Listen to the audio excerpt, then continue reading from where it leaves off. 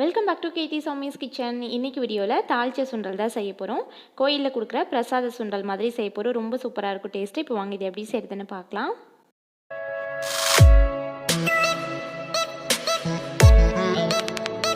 First சுண்டல் வேக வச்சுக்கலாம். Stove on பண்ணி குக்கர் வச்சுருக்கேன். இதில் ஊற வச்ச சுண்டல் சேர்த்துக்கிறேன். இந்த சுண்டல் மூழ்கிற அளவுக்கு தண்ணி சேர்த்துட்டு கொஞ்சமாக உப்பு சேர்த்து லிட் க்ளோஸ் பண்ணி விசில் போட்டுடலாம். 3 விசில் வச்சு எடுத்துக்கிறேன். ரொம்ப குழஞ்சி வந்துடக்கூடாது.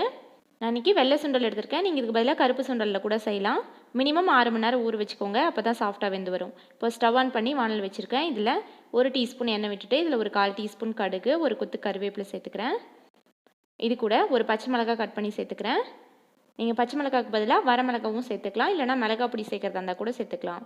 ஆனால் நம்ம கோயிலில் கொடுக்குற சுண்டலுக்கு மிளகா பொடியெலாம் சேர்க்க மாட்டாங்க. பச்சை மிளகாய் இல்லைனா வரமிளகா தான் சேர்த்துக்கணும். இது கூட கொஞ்சமாக ஒரு 1/4 டீஸ்பூன் அளவுக்கு பெருங்காய பொடி சேர்த்துட்டு 1/4 டீஸ்பூன் உப்பு சேர்த்துக்கிறேன். ஆல்ரெடி உப்பு சேர்த்து தான் சுண்டல் வேக வச்சுக்கிறோம். மேலே கோட்டிங்காக கொஞ்சமாக சேர்த்துக்கோங்க. இதில் வெங்காயம்லாம் எதுவும் சேர்க்கக்கூடாது, சாமிக்கு வச்சு படைக்கிறதுனால. இப்போ இதில் வேக வச்ச சுண்டலை தண்ணியெலாம் ஃபில்டர் பண்ணிவிட்டு எடுத்து சேர்த்துக்கோங்க. இந்த அளவுக்கு நல்லா சுண்டல் சாஃப்டாக வெந்திருக்கணும். அப்போ தான் நல்லாயிருக்கும். இப்போ இதை நல்லா மிக்ஸ் பண்ணி விட்டுக்கலாம். லாஸ்ட்டாக இதில் கொஞ்சமாக கட் பண்ண கொத்தமல்லி தழை சேர்த்துக்கிறேன். இது கூட 2 டேபிள் ஸ்பூன் தேங்காய் துருவல் சேர்த்துக்கலாம். இந்த பச்சை மிளகாய் தேங்காய் துருவலோட ஃப்ளேவர்லாம் ரொம்ப நல்லாயிருக்கும் சுண்டலுக்கு. கண்டிப்பாக சேர்த்துக்கோங்க. இது நல்லா கலந்துட்டு ஸ்டவ் ஆஃப் பண்ணிடலாம். அவ்வளோதான் நம்மளோட டேஸ்டியான பிரசாத சுண்டல் ரெடி.